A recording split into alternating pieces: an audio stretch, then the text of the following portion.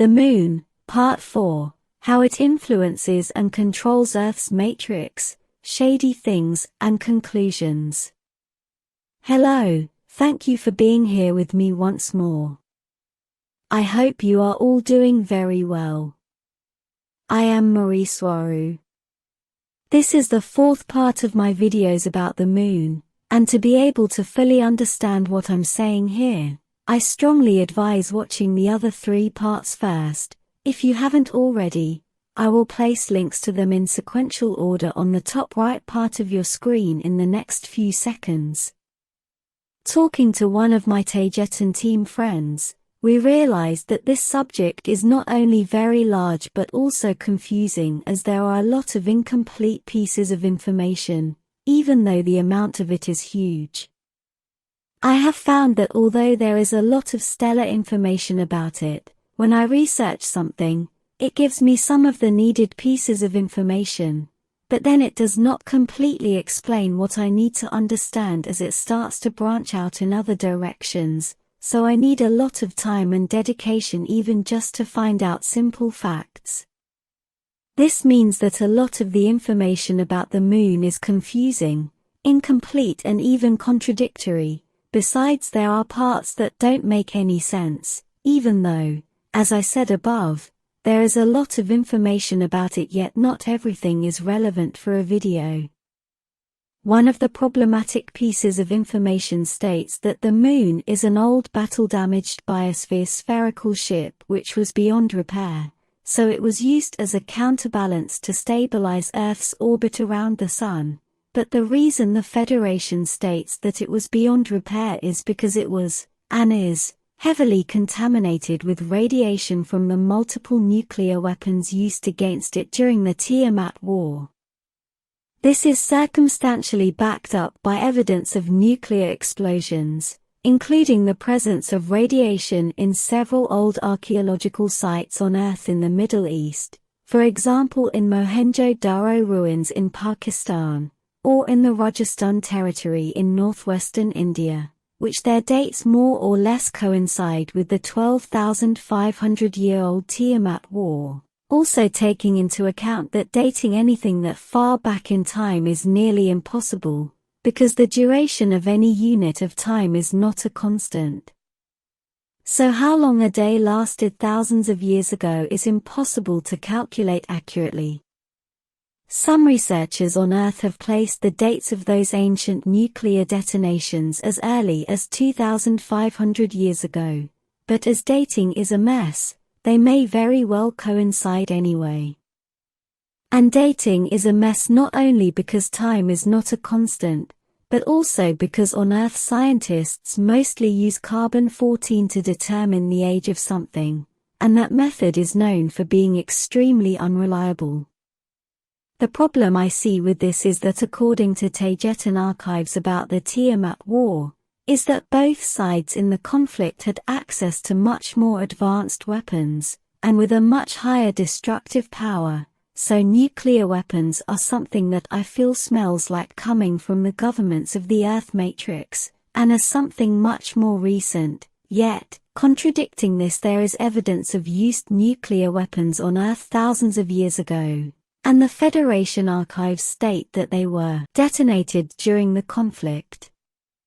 A biblical example that can be interpreted as caused by a nuclear detonation is the story about Sodom and Gomorrah, where it is said that the few who survived were instructed not to look back at the city while they walked away, or they would become a salt statue.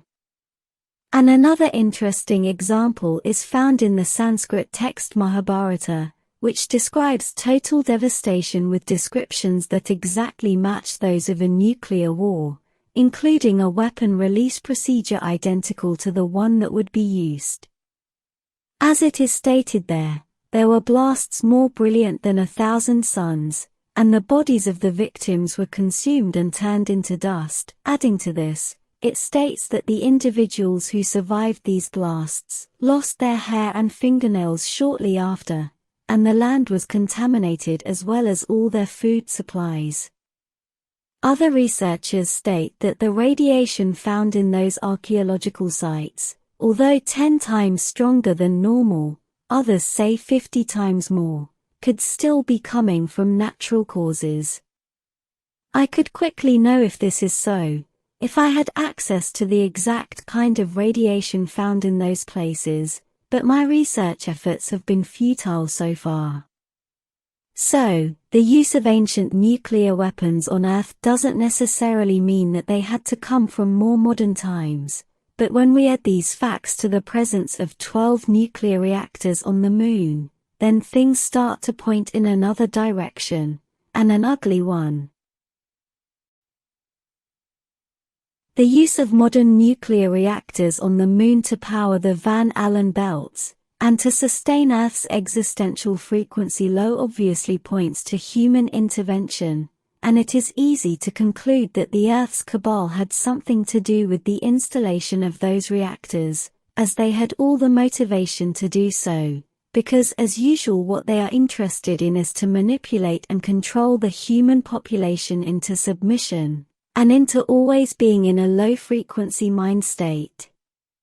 Although contradicting this is that the information I have about those lunar nuclear reactors indicates that they are quite ancient, at least a few thousand years old, yet, the kind and type of those are 8 pressurized water reactors, or PWR, and the other 4 of them are fast neutron reactors, which are modern-day technology.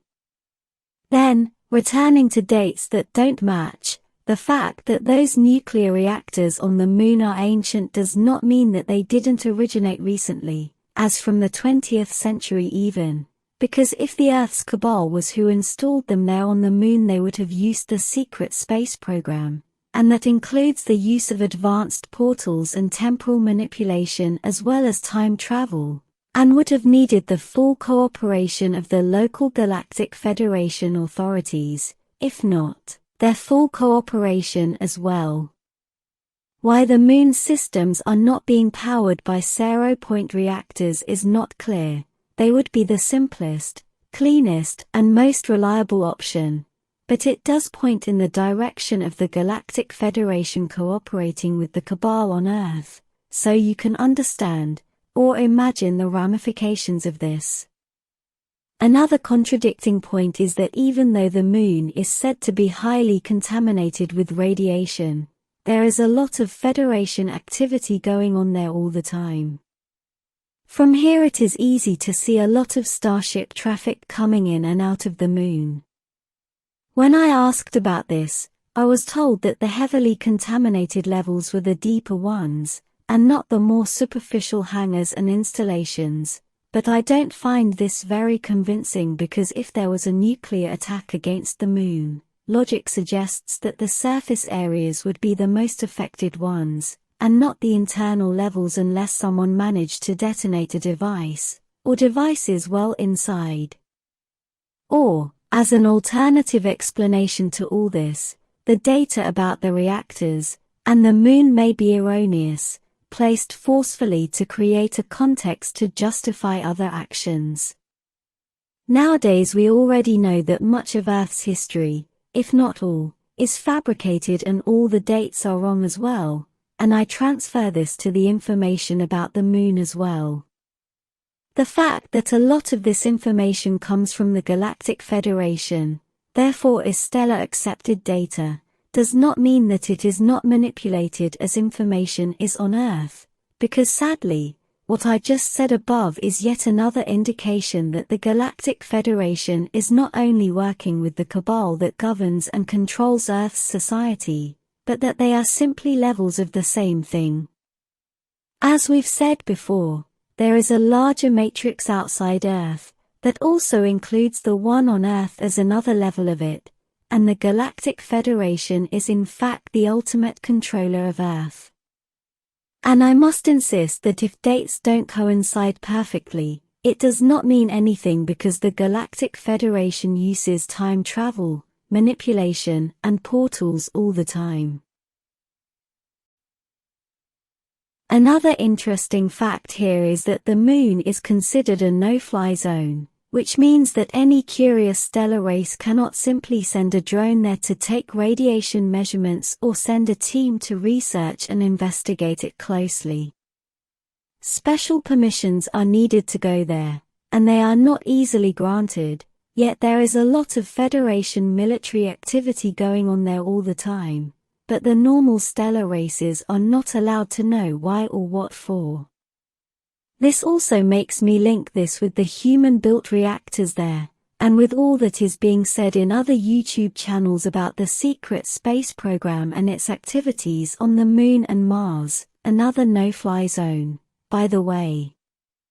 And this inevitably leads me to compare the similarity between the no-fly zone of the Moon and the one in Antarctica, which also has heavy Galactic Federation activity going on there year-round. Moving on to another thing, it is said that the Moon is the control center from which the matrix of Earth is being projected, or created, but what I have seen is that the real control center resides in the Andromedan biosphere ship Viera, although this does not mean that the Andromedans are behind all this because the Viera is a multiracial, multicultural hub, full of activity. It is also said that matrix things, such as banks and government buildings, are being created and inserted from the Moon, but I see no evidence of this. What I do see is that the Moon transmits low-frequency waves that transform the Earth's magnetosphere into the super-radioactive Van Allen belts, and as a secondary effect, all this lowers the overall existential frequency and vibration of Earth and everything inside it. In my opinion, and with the best information I have, what I see is that the Moon only propitiates low-frequency life experiences on Earth, and it is those who end up making the Earth's inhabitants manifest those government buildings, banks, and other 3D matrix things and events, on their own. And to finish this video, I must insist that living in determinism and a victim mentality would be part of the effects of living in a low vibratory frequency soup, but that does not mean that each one of the inhabitants of Earth cannot create their own frequency bubble and positive personal reality. I still see that it is the people, and each person who is in control, and Earth is a place full of challenges for a nourishing and enriching experience for souls, and their spiritual advance. Thank you for watching my video, and for liking and subscribing for more. I appreciate it a lot. Thank you. And I hope to see you here next time. Be very well and take good care of yourselves. With much love.